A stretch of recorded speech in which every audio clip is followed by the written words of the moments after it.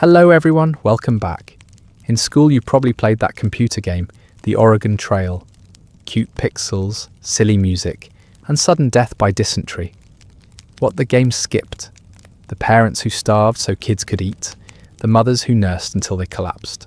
400,000 tried, tens of thousands died. Before we dive in, hit like and subscribe to join our global community. Wherever you're watching from, drop your city and your local time in the comments. It's how we turn history into a conversation that belongs to all of us. Headphones on, symmetry achieved, underwear secured. Congratulations, you're officially ready for history our way. So let's start where every journey began. Independence, Missouri. The year is 1847. You stand in a noisy river town that smells like wood smoke, horses, and too many people making bad decisions at once. Around you, thousands of families are packing wagons for the Oregon Trail. Not sleek romantic stagecoaches, just wooden wagons with canvas tops. They look charming in postcards. In real life, they creak, break, and tip over if you breathe on them wrong. The advertisements back east promise rich farmland, easy living, and a new start. What they didn't print. Half your neighbours might not make it past Kansas, but here you are anyway, staring at a shopping list that looks like someone dared you to buy a grocery store. Each family was told to bring nearly 1,000 pounds of flour. Yes, a literal half-ton of flour. Add salt, dried pork, beans, and coffee until your wagon looks less like a vehicle and more like a rolling pantry. And of course, prices had doubled. Locals in Independence saw pioneers coming and thought, tourists with no other options. Flour suddenly cost more than shoes. Bacon was practically luxury. Blacksmiths made fortunes repairing wagons that hadn't even left yet. You start making choices. Do you really need that piano? Spoiler, no. Some people tried anyway. A piano on the prairie is basically a future skeleton for archaeologists to find. Same for fancy chairs, mirrors, or big wardrobes. Out on the trail, every pound slowed the oxen. Within days, wagons dumped heirlooms on the side of the road. Future pioneers treated those piles like thrift shops. Picture this. You're standing by your overloaded wagon, family arguing. Wife, we can't leave grandma's clock. Husband, we can't feed oxen clock. Ox, just stares, already regretting its life choices. Even before rolling west, people were losing sleep. Guide said the trip would take 4 to 6 months. That's 3,200 kilometers, about the distance from New York to Los Angeles. But with no gas stations, no motels, and no Wi-Fi. Most of the way, you'd follow wagon ruts, hoping someone ahead of you didn't get stuck in mud. You were told, start in May or risk snow in the Rockies. Start too early, no grass for the animals. Too late, and winter buried you. Families hovered in Independence, watching the calendar like it was a bomb timer. Some left early, desperate. Some waited, hoping to miss cholera season. Nobody felt confident. The streets were chaos. Blacksmiths hammering, wagon wheels squealing, vendors shouting, kids darting between oxen like it was a playground. Mothers yelling at kids who were already sunburned before leaving town. And everywhere, nervous chatter about who had died last year and who might die this year. Nothing like gossip about fresh graves to spice up your shopping trip. One man bragged, "I've got 5 barrels of bacon, we'll be fine." His neighbour muttered, "Your oxen will be dead by Nebraska." Both were right. The government insisted pioneers bring rifles, not because of constant battles with Native Americans, as dime novels like to exaggerate, but for hunting and the occasional wolf. Most rifles ended up used for scaring off rival settlers who wanted your spot at the river. You could already tell cooperation was going to be a thin blanket over selfish panic. And let's talk about wagons for a moment. These weren't built for comfort. Think of them as wooden boxes with wheels. Suspension? Forget it. Inside, it was hotter than a sauna by noon and colder than a fridge at midnight. Most people didn't even ride inside. They walked next to the wagon for miles day after day to spare the oxen. which meant by the time you reached Oregon, you basically had the calves of a professional cyclist and the hygiene of a medieval dungeon. The oxen, by the way, weren't pets. They were giant, slow, stubborn engines of meat. Horses looked flashier, but oxen could actually pull the weight. Still, many families underestimated how much grass those animals ate.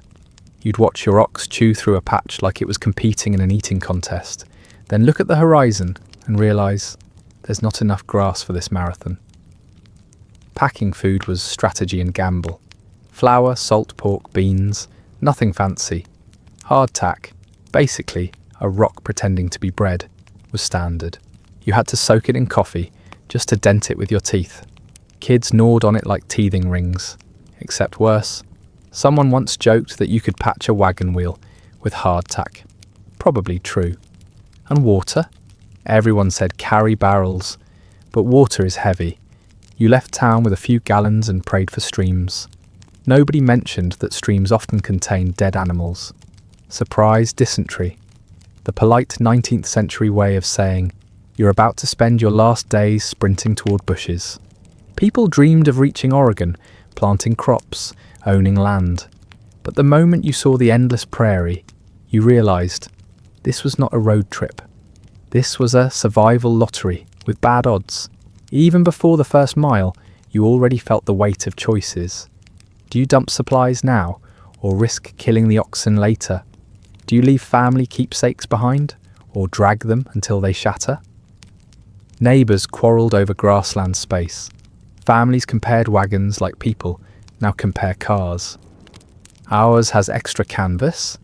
Ours has iron reinforcements.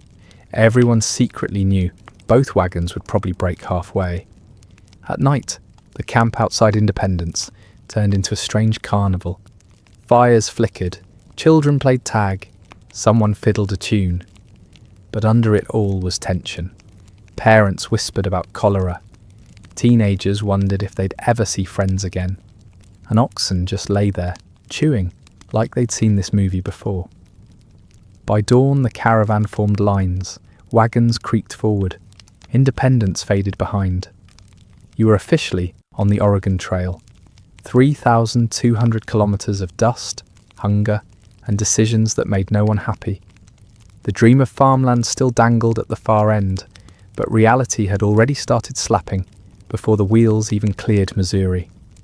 The first miles out of Independence looked easy. Green fields, fresh air, families still laughing. You thought, maybe this won't be so bad. 2 hours later, the dust hit. Wagon wheels carved ruts, oxen kicked up clouds, and you discovered what 3,200 kilometers of dirt tastes like. Spoiler, chalk with seasoning. Walking behind the wagons, your shoes filled with grit. Every cough sounded like you'd swallowed a sandbox. Kids rubbed their eyes and cried. Mothers scolded them, while secretly crying too. And the men? They stared at wagon wheels, already wobbling like toddlers on ice skates. Repairs started within days. Someone's axle cracked. Another's wheel popped off. Blacksmiths in Independence had promised reliable craftsmanship. Reliable apparently meant reliable until the first bump. Families gathered around the broken wagon, debating whether to fix it or just leave it behind. One kid suggested turning it into a playhouse. His father didn't laugh. Then came the rivers. Missouri first, later Platte and beyond. There were no bridges. Crossing meant driving wagons straight into the water, hoping it wasn't too deep.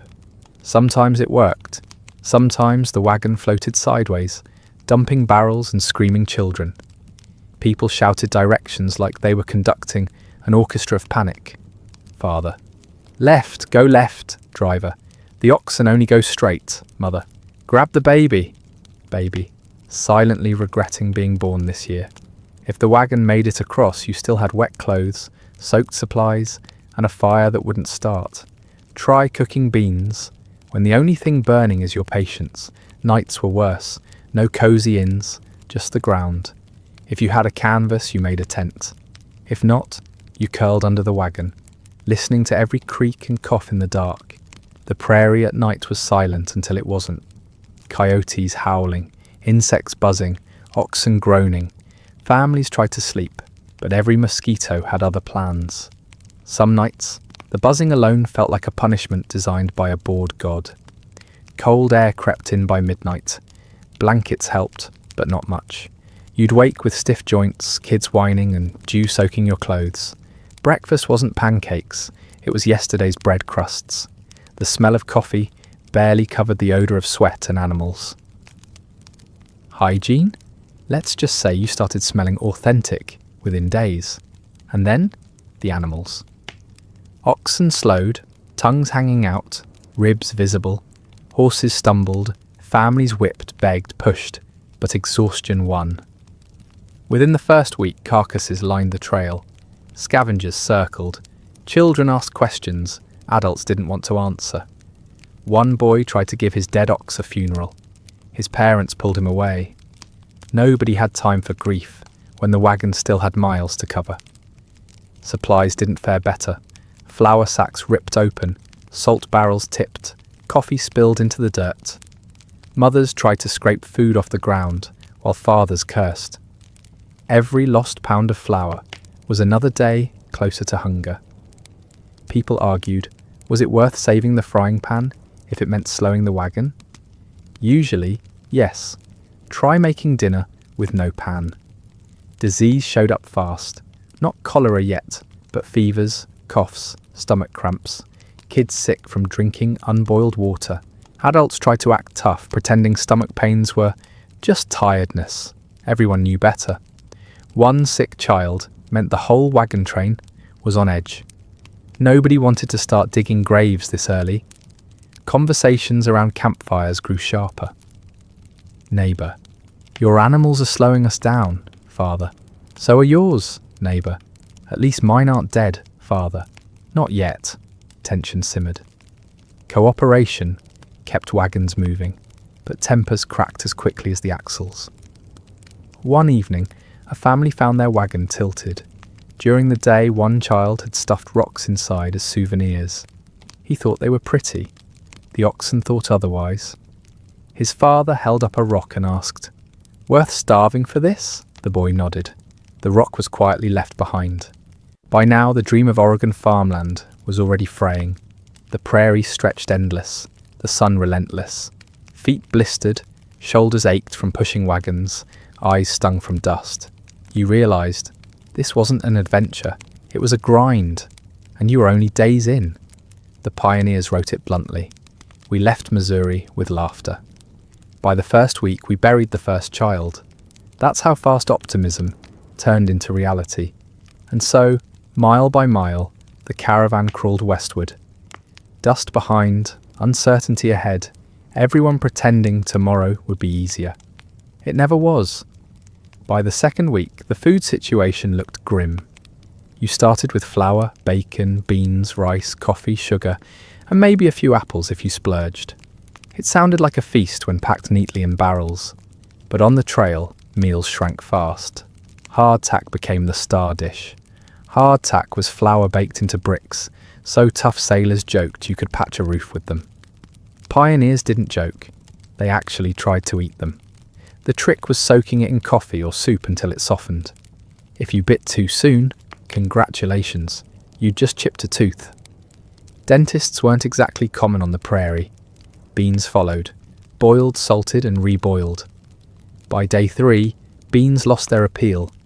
One diary simply wrote, "Beans again." That was the entire entry. Families laughed nervously, then ate in silence. Nobody wanted to start fights over beans. Bacon was supposed to last. Packed in barrels with salt, it turned slimy by the second month. Pioneers cut off the green bits and fried the rest. Kids asked, "Is it safe?" Parents said yes. The smell disagreed. Water was worse. Rivers looked clean until you realized livestock upstream had been drinking, bathing, and dying in them. Pioneers filled buckets anyway. A father once scooped water only to find a bloated carcass drifting a few yards away. His kids cried. His wife whispered, "Don't look." Everyone drank anyway. Boiling water took too much fuel. Sickness spread. Dysentery, diarrhea, stomach cramps. Words no one wanted in their diary, yet every page had them. One traveller joked darkly, "If you can walk without stopping, you're healthy." Not funny, but accurate. Graves multiplied fast and families prayed their turn wouldn't come. Desperation changed meals. Some boiled leather straps, others scraped marrow from bones left on the trail.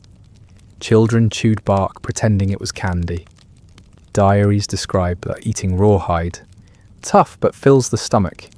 It didn't, but people convinced themselves anyway. The irony? Herds of buffalo roamed nearby. Thousands, sometimes covering the horizon. But buffalo weren't easy prey. Wagons couldn't chase them. Bullets were limited, and one angry bull could flatten a wagon. A few hunters tried. Many returned empty-handed, limping, or with a busted gun. Supplies dwindled, so arguments grew. One evening, neighbour. "You took extra flour, mother." "We all saw you spill sugar yesterday, neighbour." "That was an accident, mother." "So is us starving." Dinner ended with silence, broken only by chewing noises that sounded suspiciously angry. Fireside experiments filled the gap. Families roasted whatever they found. Squirrels, snakes, prairie dogs. Kids screamed at first, then ate quietly. Hunger made everything taste like chicken, even when it didn't. The trail itself mocked travellers. Families passed abandoned barrels, sacks, even half-broken stoves left by earlier wagons. Some scavenged. Others muttered, "If they left it, it's cursed." Hunger won more often than superstition. Rations shrank day by day. Coffee was stretched thin. Grounds reused until the drink looked like tinted water. Children begged for sugar, but it was long gone. Parents improvised. Pretend it's sweet. Kids weren't convinced. Food monotony became mental torture. One diary confessed, "I dream of pie." Another would trade land for butter. Butter on the trail turned rancid quickly, but that didn't stop the fantasy. Night after night, families imagined real meals while chewing beans that tasted like dust. By month 2, wagons rattled with fewer barrels. Bellies shrank, tempers flared, and hope hung on one thought: Oregon must be worth it. It had to be, because tonight's dinner was beans. Again. The Oregon Trail didn't just test your wagon wheels, it tested your insides, literally. Disease was the quiet executioner of the trail, and it didn't care if you were tough, clever, or just minding your business. One sip of bad water, one unlucky handshake, and suddenly you were a headline no one wanted. Died of cholera, age 34, survived by a wagon and half a sack of beans. Cholera was the king of misery. It didn't take weeks to show up. It took hours. You could be joking with your neighbours in the morning, and by sunset they'd be digging your grave with spoons because the shovels were packed under 20 sacks of flour. That's how fast it moved. Families learned to keep the wagon wheels greased, not just for travel, but for funeral duty. And it wasn't just cholera. Dysentery, typhoid, measles, they all came along for the ride. If Oregon Trail was a video game, the "You Died of Dysentery" screen would be popping up so often you'd think it was a feature, not a warning. One kid might get sick from unboiled river water, and within days half the wagon train was trading recipes for diarrhea cures. Spoiler, none of them worked. The worst part, there weren't doctors. There were people who said they knew medicine, but their best solutions involved mercury, whiskey, or both. Picture this. You're doubled over in agony, and the local healer suggests a spoonful of liquid mercury. Did it help? Not really, but at least you glowed metaphorically while dying. Survival odds were grim. Historians estimate 1 out of every 10 pioneers never made it through. That's 40,000 funerals, most of them without coffins, just shallow graves beside the trail. Families would hold a service, whisper a prayer, and then keep walking. Because stopping too long meant joining the graveyard yourself. Now imagine the logistics. You're hauling kids, food, tools and livestock, and then disease shows up, like an uninvited guest who refuses to leave. Children were hit especially hard. Measles would sweep through a wagon train like wildfire. One week your kid was trading jokes around the campfire. The next week, you were passing down their shoes to a younger sibling because the trip couldn't pause for grief. Here's where the absurdity creeps in. Travellers wrote about trying to diagnose illness with zero training. Someone coughing? That must be lung fever. Someone pale?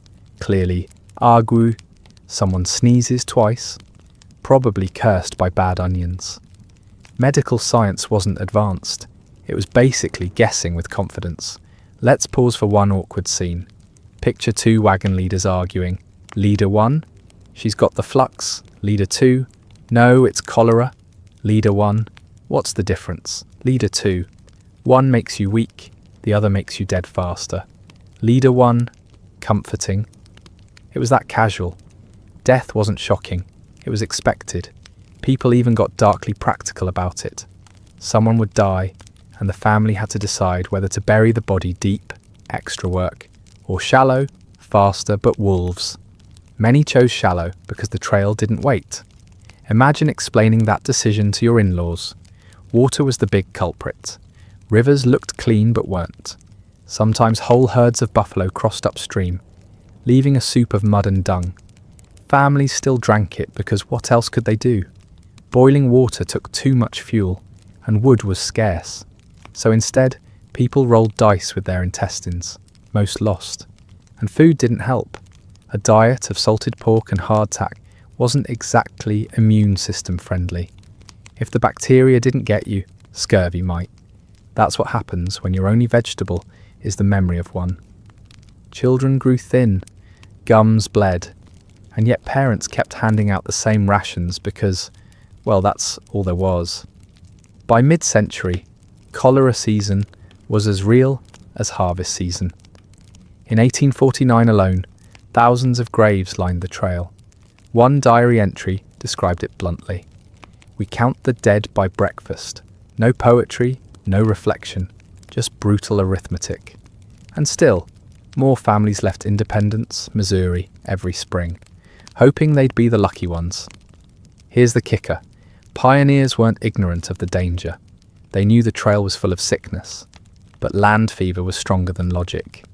Cheap farmland in Oregon or California was advertised like a miracle, so they packed wagons, brought their kids, and rolled west, even if it meant leaving half the family under prairie grass. If you were unlucky, the wagon next to yours carried disease right into your stew pot. Meals were communal, dishes rarely washed, and flies landed wherever they pleased. Picture handing your neighbour a biscuit, watching him cough all over it, and then eating it anyway because food was scarce. That's how epidemics spread. Generosity plus no soap. Sometimes survivors joked to cope. One traveller wrote, "If I die, bury me deep enough that coyotes cannot attend the feast." That line probably got a chuckle around the fire, but everyone also nodded, because they'd all seen it happen. Humour was thin armour against panic, and so the silent killer walked with them every mile.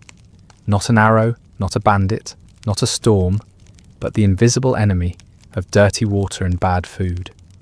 You could fix a wheel, trade a horse, patch a tent. You couldn't patch intestines. By the end of the trail, families who made it felt less like pioneers and more like survivors of a season-long plague. Every grave passed reminded them of the odds they had beaten, or the odds waiting just around the bend.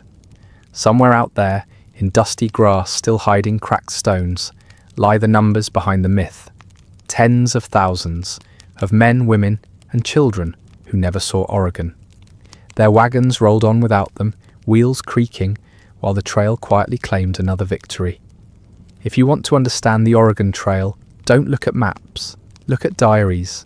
People wrote everything down. Not because they were dramatic, but because boredom and misery made paper their best friend. And those pages didn't talk about sunsets or romance. They talked about death, mud, and how your boots never dried. Take Narcissa Whitman, for example. She tried to keep spirits up, but her diary tells the blunt truth. Children drowned during river crossings, sometimes right in front of their parents. Imagine writing that down by lamplight while still dripping wet. It wasn't poetry, it was inventory. Lost, 1 wagon wheel, 3 chickens, and a 6-year-old. Then there was Lansford Hastings. He wrote a guidebook full of shortcuts. People trusted it. One of those shortcuts led the Donner Party into the mountains, where they ended up trapped, starving, and, well, eating things no one should eat. So Hastings' advice basically went from save a week to become a cautionary tale. The diaries of children hit even harder. You see lines like, "We left my doll under a tree. Father said we must hurry," or "Brother is sick. He sleeps a lot." The next page? Blank, because the brother didn't make it. For kids, losing toys and siblings blurred into the same category. Gone.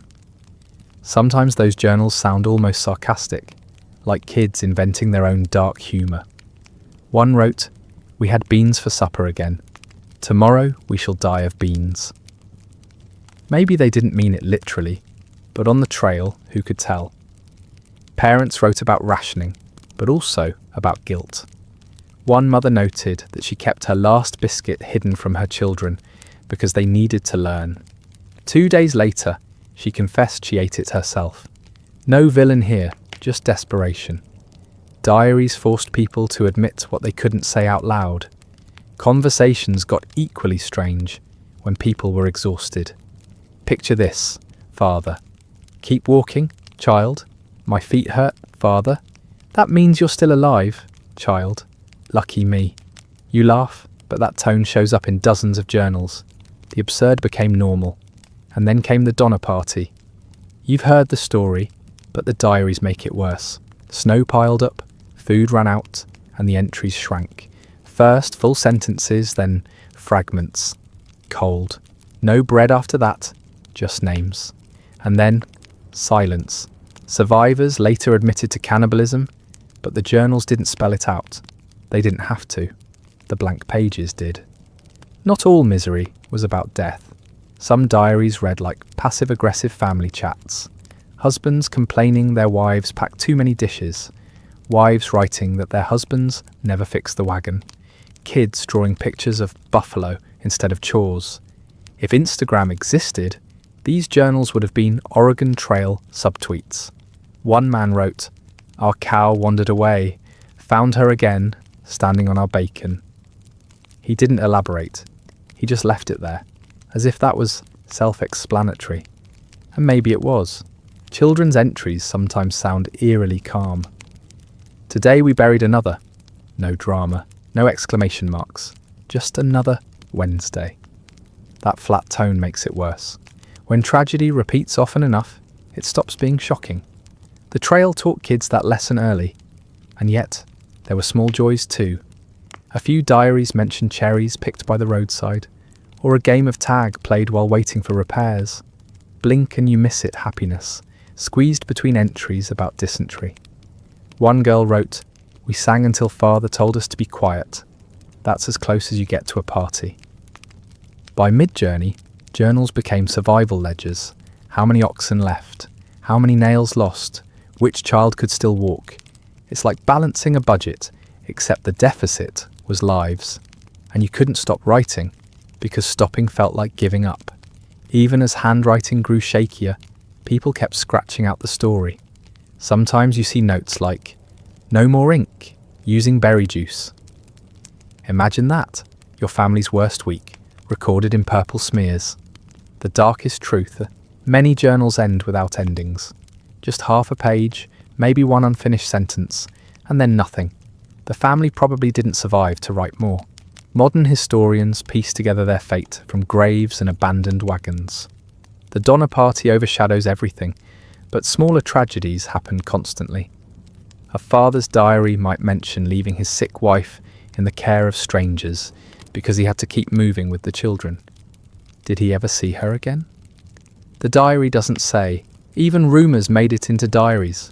One entry mentions a wagon train where a man disappeared after stealing boots. No details, just that he vanished. Was he punished? Did he run away? Did wolves get him? Nobody followed up. Paper held the rumour, and that's all we have now. The strange part is how often humour sneaks in. Not jokes exactly, just absurd reality. One traveller wrote, "We boiled our last candle for soup. It was foul, but we were less hungry." You can't make that up. That's survival logic. Through these diaries, the Oregon Trail becomes less of a myth and more of a series of awkward, tragic, and sometimes hilarious notes from people who wanted Oregon but got chaos. Their words still sit there today, reminding us that behind every dusty mile was a voice trying to stay sane. You probably think the deadliest threats on the Oregon Trail were arrows, duels, or dramatic last stands. Not really. Most deaths came from rivers, wagons, and people being, well, clumsy. It wasn't cinematic. It was paperwork waiting to happen. The Missouri, the Platte, the Snake. These rivers looked peaceful until you tried to drag a wagon across them. Picture a wooden box with wheels, stuffed with flour and screaming children, trying to float. That's not a boat. That's a disaster audition. One diary described how an ox panicked midstream, flipped, and dragged the wagon down. Everything inside, tools, food, a family Bible, gone in seconds. The writer ended with, "We watched it drift. My wife scolded me for not swimming after it, as if he could. Swimming with boots and a beard isn't exactly Olympic material. Crossings were chaos. People yelled, animals brayed, ropes snapped. Sometimes whole wagons tipped, pinning people under. Kids slipped from muddy banks. You didn't just lose belongings, you lost family. And yet, the train moved on, because waiting meant starving." Conversations at the bank often sounded resigned. Man, should we wait until the water's lower? Neighbour, if we wait, we'll run out of food. Man, so we drown now or starve later? Neighbour, pretty much. And still, they crossed. Because what else could they do? Even on land, accidents stacked up. Wagons overturned on hills, spilling flour like snowdrifts. Bones broke. And in the 1840s, a broken leg wasn't a few months in a cast, it was an early grave. No hospitals, no antibiotics, just splints and hope. The wagons themselves were death traps. Heavy wheels crushed feet. Axles snapped, sending loads tumbling. Imagine repairing that in the middle of nowhere, with mosquitoes buzzing and kids crying. Someone always forgot the spare parts. One diary entry. "Lost the wheel," father cursed. Mother prayed. Neither helped. Guns were supposed to protect travellers. Instead, they often turned into accidents. Diaries mention people shooting themselves while cleaning muskets or dropping pistols that fired on impact. A common note: buried him today. Cause careless trigger. That's it. No drama, just another preventable death. And then the animals, oxen, mules, horses. They worked until they collapsed, but they weren't saints. An ox could kick a man's ribs in, and sometimes did. Diaries don't romanticize it. One wrote, "Beast kicked him. He coughed blood. He died." Another traveller added, "Sold the ox next day. Got a fair price, practicality ruled. Falls were common too. People climbed on wagons, slipped, and cracked heads on iron fittings." You'd think someone would learn. But when the only seats were sacks of flour, climbing seemed worth it. Children fell asleep mid-ride and toppled out like sacks themselves. Fires caused chaos as well. Cooking meant open flames near canvas tents. A single gust of wind turned supper into a blaze. One woman's skirt caught fire. Crinolines were like tinder. Her husband wrote, "She lived, but the dress did not." That was the light version. Many didn't live. The strange part is how normal all this seemed. Diaries rarely lingered. Wagon tipped, buried too, kept moving. That's the rhythm. Death became bullet points because stopping to mourn risked everyone else's lives. One entry reads, "Gun discharged intent, shot the coffee pot." Great loss. Imagine waking up, hearing a bang, and realizing your caffeine just died. That's not just an accident, that's community despair. Some pioneers joked about their bad luck. A man broke his arm falling off the wagon, then got dysentery. He wrote, I suspect the Lord is testing me. His wife added underneath, or maybe you're just clumsy. That diary survived. So did their marriage, apparently. And the river crossings? They became stories retold for years. One group joked that every man who fell in would be remembered by how far downstream his hat floated. Kids even made up chants. Lost a hat, lost a shoe, hope the wagon makes it through. Grim entertainment, but entertainment nonetheless. Even the survivors had scars, literal and mental. Drowning wasn't rare, and watching neighbours vanish under brown water stayed with people forever. The silence afterward must have been heavy, but diaries rarely say so. Maybe silence was easier than explaining. By the end of the trail, most travellers had witnessed multiple accidents. Wagons crushed friends, guns misfired, rivers swallowed families. And yet, the numbers kept growing. Thousands tried anyway, because Oregon promised something better, or at least something different. What's striking is that the biggest killers weren't battles or ambushes. They were mistakes, bad footing, weak ropes, overloaded wagons. Human error multiplied by exhaustion. The Oregon Trail didn't need villains, it had gravity, water, and chance. One final note from a diary sums it up. We fear Indians, we fear wolves, we fear hunger, but we are killed by wheels and water. That's the Oregon Trail in one sentence, mundane disasters dressed as destiny. If you've ever played the old classroom computer game, the Oregon Trail, you probably remember losing half your party to dysentery before you even left Missouri. The reality was worse. Out there, the most common sight wasn't buffalo or sunsets, it was graves.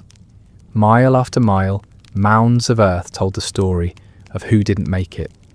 Pioneers expected open skies and fertile valleys. What they got were funerals by the roadside. Death wasn't an event, it was a routine. Burials happened so often that wagon trains developed a rhythm. Dig, wrap, cover, say a few words, keep moving. The ground barely had time to settle before the wheels rolled on. A typical burial lasted less than an hour. Families couldn't linger. Daylight mattered more than grief. A few men shovelled, someone mumbled a prayer, and children stared because there was nothing else to do. The saddest part? By morning, coyotes often dug up the grave. Diaries wrote things like, buried him at dusk, saw tracks by dawn. That's not Gothic exaggeration. That was just Tuesday. Sometimes families buried loved ones directly under the wagon ruts. It sounds cruel, but the logic was simple. Let the next train roll right over the grave.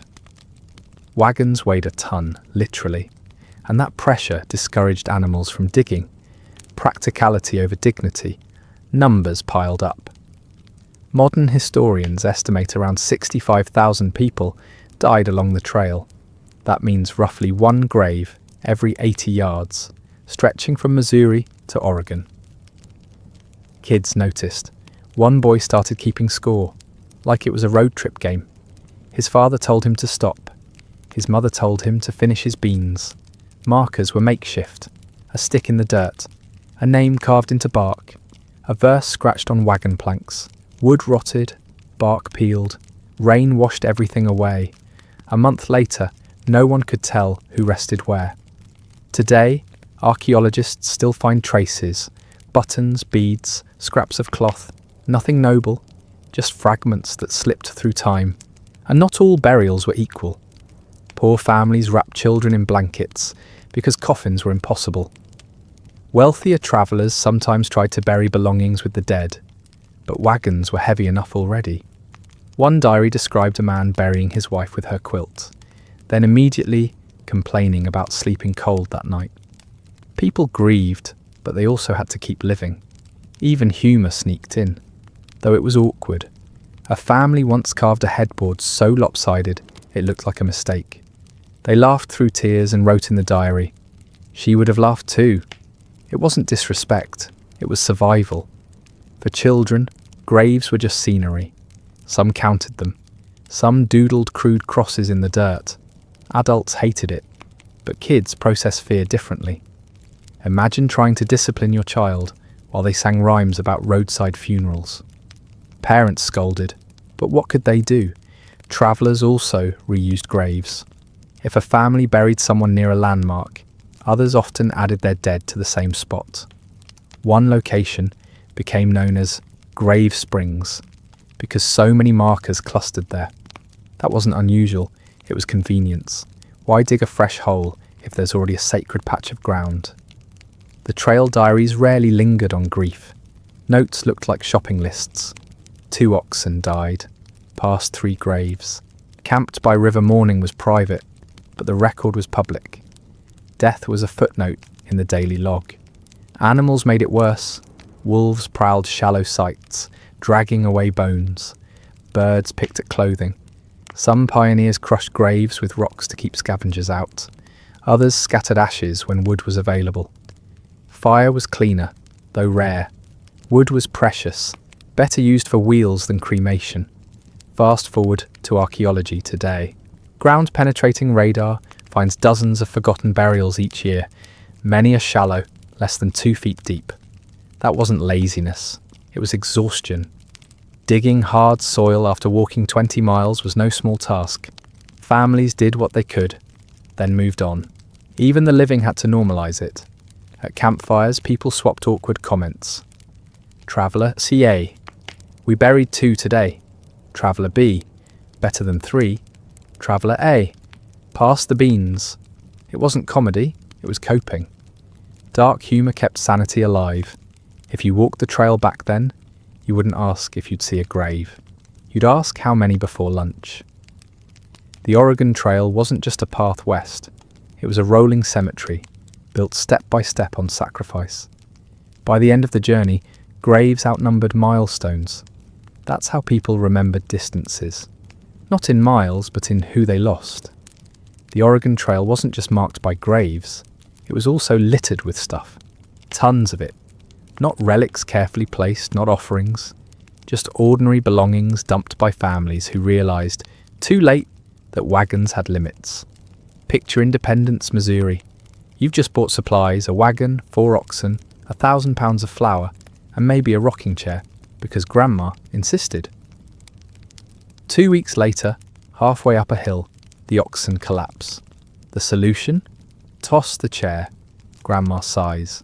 Everyone pretends not to hear. By mid-journey, the trail looked like a giant yard sale with no customers. Pianos sat rusting under the sun. China plates shattered on rocks. Cast iron stoves gleamed on the roadside, abandoned after someone realised cooking beans didn't require 300 pounds of metal. Diaries mentioned travellers arguing about what to drop. One wrote, "We left the bureau, it was too heavy."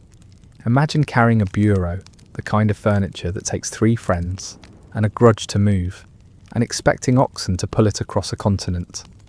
Animals dictated choices. Oxen could haul only so much before breaking down. A pioneer might stand in the dust, debating between keeping food or keeping a family heirloom. Usually, food won. Sometimes vanity won, and regret followed quickly. One woman wrote that her husband insisted on bringing a clock. By week 3, she threw it in a river. The diary doesn't say who she was angrier at, the clock or her husband. Archaeologists today still find fragments, wagon wheels split in 2, shards of porcelain, rusted hinges. These are scattered far from towns, in places where no one would deliberately leave valuables. That means only one thing: desperation. Even bones told the story. Herd animals collapsed along the route, their carcasses left where they fell. Certain stretches became bone yards, fields littered with rib cages and skulls, bleached white by the sun. Kids gave them names like the Spooky Meadow. Adults just shook their heads and kept walking. The irony was sharp. People set out dreaming of new homes but had to throw away pieces of their old ones. A family photo, maybe it stayed. A sewing machine? Probably not. An entire dining table? Left behind at mile 300. Conversations turned awkward. Traveller A: "We can't leave the trunk, it's my mother's Traveller B. Do you want to carry it yourself?" Traveller A: "Fine, leave it." That was how sentimental objects became roadside junk. Not all abandoned items were useless.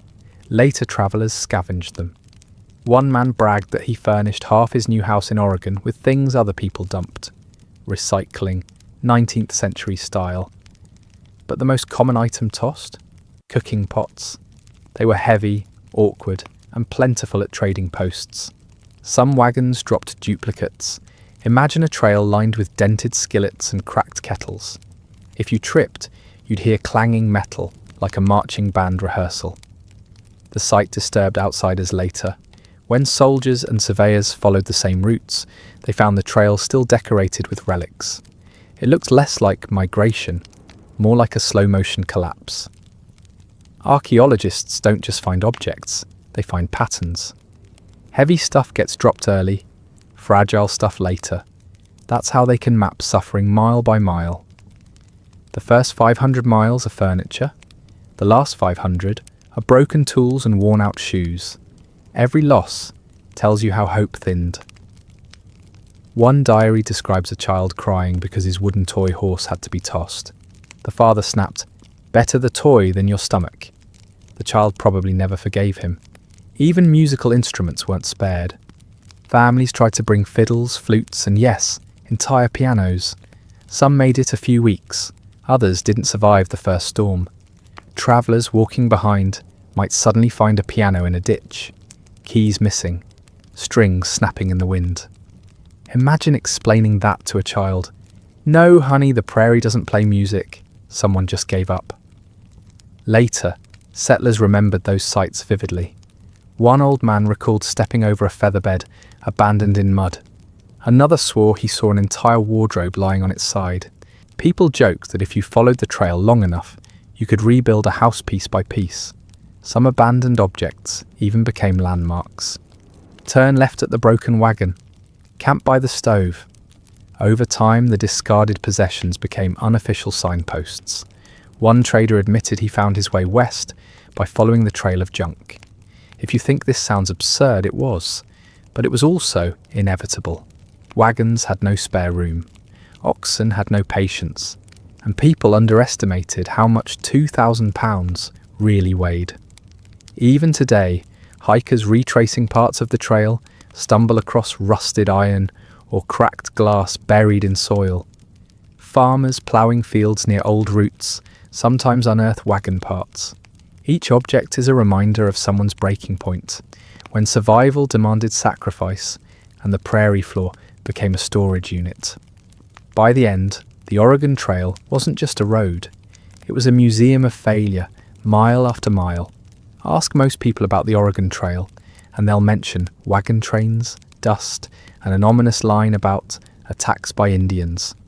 That image stuck for generations. Paintings, novels, even old Hollywood movies leaned into it. But the diaries? They tell a quieter, stranger story. The majority of encounters weren't battles, they were business transactions.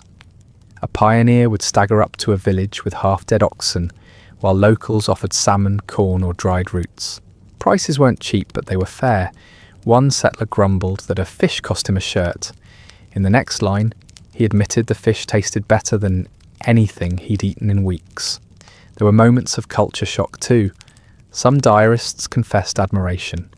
They described elaborate beadwork, efficient canoes, and homes that didn't collapse in the first rain. One farmer wrote, "They looked better fed than we." That line didn't make it into Hollywood scripts. Still, fear lingered. Rumours travelled faster than wagons. A family might hear a story about an attack 300 miles away and panic. Mothers told children to stay quiet, as if laughter alone might summon arrows. Meanwhile, many locals were more worried about catching diseases from passing strangers than starting fights. And disease, that was the silent weapon. Smallpox, measles, influenza, illnesses carried by travellers tore through native communities. Some bands lost half their people in a single season. So while pioneers whispered about raids, many tribes were burying their dead. That didn't mean conflict never happened. Land and resources sparked clashes. One diary describes oxen trampling a village garden. Another mentions cattle stolen at night. Tensions escalated, tempers snapped, and violence followed. But these incidents were exceptions, not daily routine. The irony? Statistically, pioneers faced more danger from their own wagons than from any arrow. Records show accidental gunfire killed more travellers than native attacks did. Imagine explaining that to your relatives back home. He didn't die in battle. He tripped while cleaning a rifle. Conversations sometimes read almost comedic. Pioneer. Are we safe here? Local trader. Safe if you pay? Pioneer. Fair enough. Trade often solved what fear exaggerated. Dried salmon for nails, moccasins for flour. Sometimes a joke shared across languages, with gestures doing most of the talking. But myths survived because they entertained. A tense campfire story about raiders lurking in the dark had more drama than the truth, sitting with strangers, swapping food. Fear made a better bedtime story than fish stew.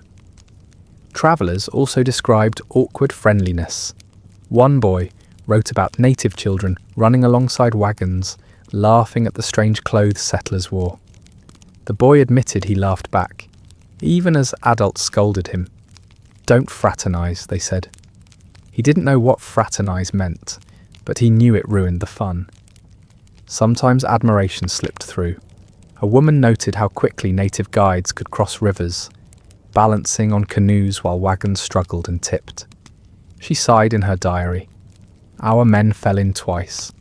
That line needed no embellishment. The record also shows borrowed knowledge. Settlers learned to burn sage to keep mosquitoes away. They learned which routes cured stomach aches, which trails cut through valleys. Without these tips, many wouldn't have survived. Yet those same settlers returned east with stories of hostile savages. Selective memory at work. Later, when the myth hardened into legend, schoolbooks simplified it. Brave pioneers, dangerous tribes. A clean story, easy to tell. Messy truth, full of trade receipts, borrowed remedies and awkward laughter, was left behind. Archaeology adds layers. Campsites reveal traded goods. Glass beads from Europe beside handmade moccasins. Bullet casings near salmon bones. Evidence of commerce, not constant war. These findings complicate the old narrative. And yet, even the friendliest encounters had a shadow. For native peoples, every wagon meant more pressure on land. More sickness, more change. Some resisted, others adapted. Many endured loss. The Oregon Trail wasn't just hardship for pioneers, it was devastation for the people already there. A few diaries tried to capture that. One settler wrote, "We are the strangers here," a rare admission buried in thousands of pages that otherwise celebrated survival. But the sentence lingers, reminding us that myths about arrows and ambushes miss the bigger tragedy.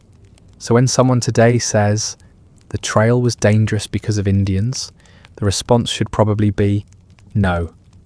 The trail was dangerous because of disease, accidents, and exhaustion. And it was devastating for native communities because of us. That truth is less cinematic, but more human. By the time most wagons had rolled into month 4, optimism was running on fumes. Families weren't thinking about golden fields anymore. They were calculating who still had shoes that weren't falling apart. And sacrifices weren't just emotional. They were practical, physical, sometimes absurdly awkward. Parents often gave up food first. Diaries describe mothers quietly sliding their portion of beans toward their children, pretending they weren't hungry. One boy later admitted he thought his mother just hated beans. Years later, he realised it wasn't culinary preference, it was survival math.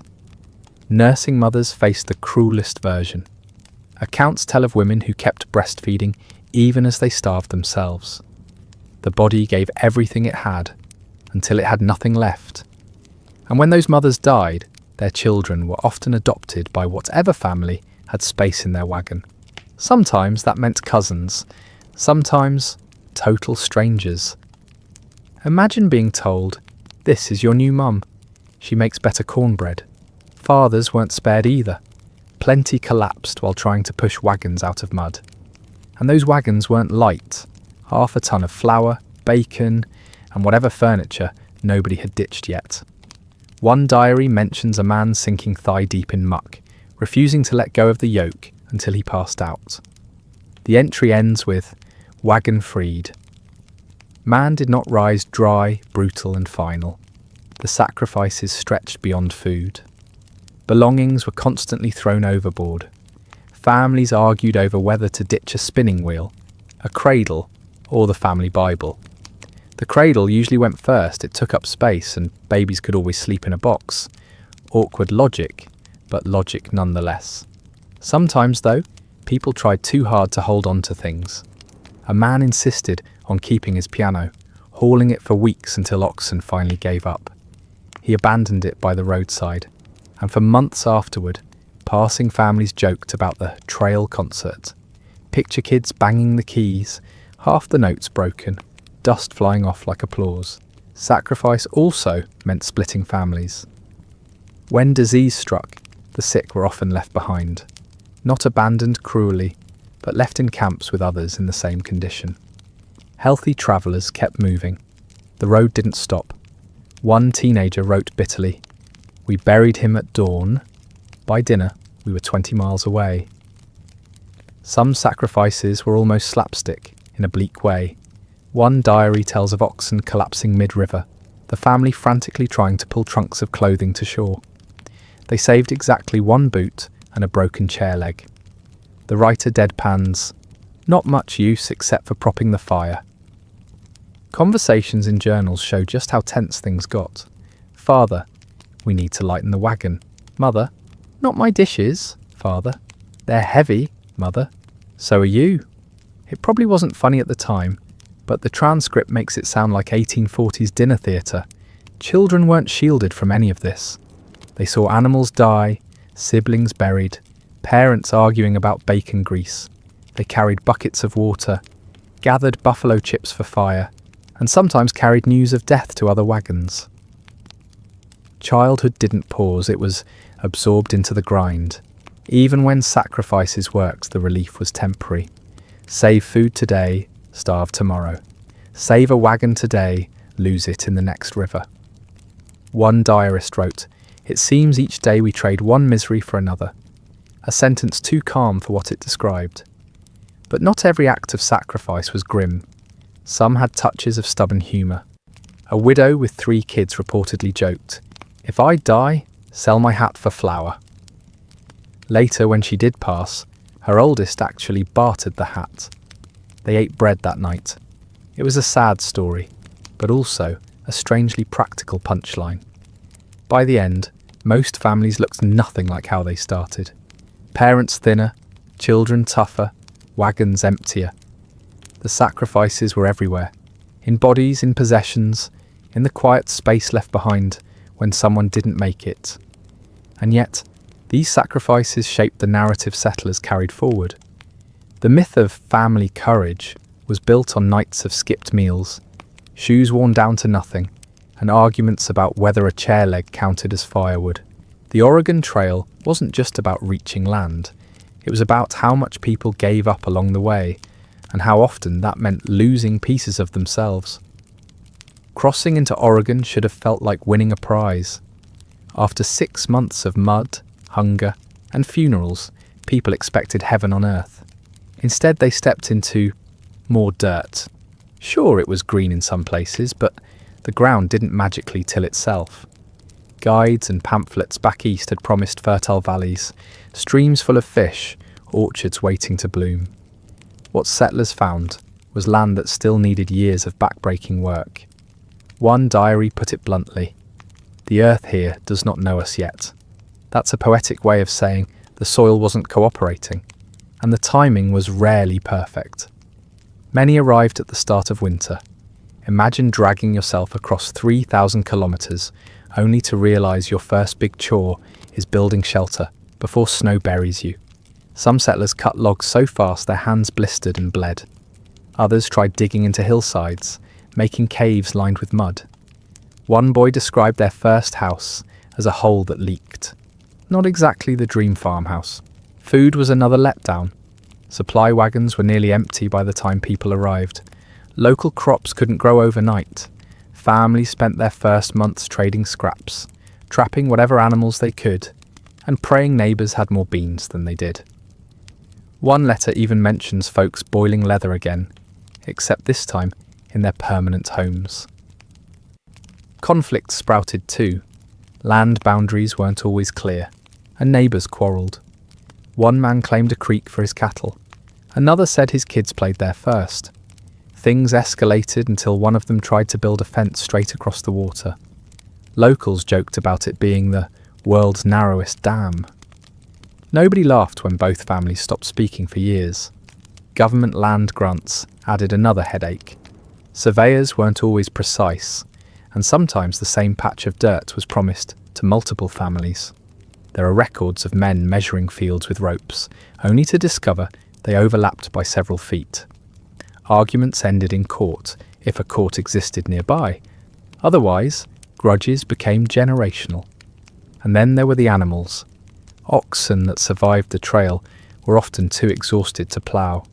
Horses had sore hooves. Chickens rarely made the trip. So settlers begged neighbours for a single egg to start a flock. One settler bragged in a letter home, "We have one hen." Proud words for someone who used to own a piano back in Missouri. Still, some settlers made progress. Valleys near rivers produced good crops once cleared. Timber meant cabins got sturdier. Communities slowly formed with churches, schools, even little stores. But every step forward carried the memory of what had been lost. Families were smaller, wagons emptier, optimism thinner. Conversations often revealed this mix of pride and regret. Neighbour A: "At least we made it." Neighbour B: "Yes, but half of us didn't." Neighbour A: "True." That wasn't a comedy routine. It was just how people talked, flat and factual. For some, the disappointment was crushing. A few families turned around, heading back east if they had the means. More often, people stayed simply because they couldn't afford to leave. It was easier to keep digging in rocky soil than to attempt the nightmare trail again. Regret showed up in diaries. One woman wrote, "We dreamed of orchards. We found mud and stones." Another man admitted, "Had I known the cost, I would never have set out." Yet alongside these voices, others wrote, "We shall endure." Both reactions existed side by side, even within the same family. Children adapted faster. Kids who grew up running barefoot across prairies didn't expect comfort. They built forts out of logs, learned to hunt, and considered it normal to sleep with frost creeping over their blankets. Adults grumbled, kids adjusted. There were small victories though. The first successful crop, the first cow milked, the first Sunday service in a log cabin. These moments felt monumental. Some settlers threw feasts with what little they had. Beans, bread, maybe a rabbit stew. They called it Thanksgiving, long before it became an official holiday. But even then the shadow of loss hung over the table. Empty chairs reminded families who hadn't made it. And unlike the trail, where grief was rushed and buried quickly, in Oregon the memories settled in, heavier with each season. The question lingered. Was it worth it? For some, yes. They built farms, raised families, and saw towns grow from nothing. For others, the dream cracked under the weight of cold winters and empty cupboards.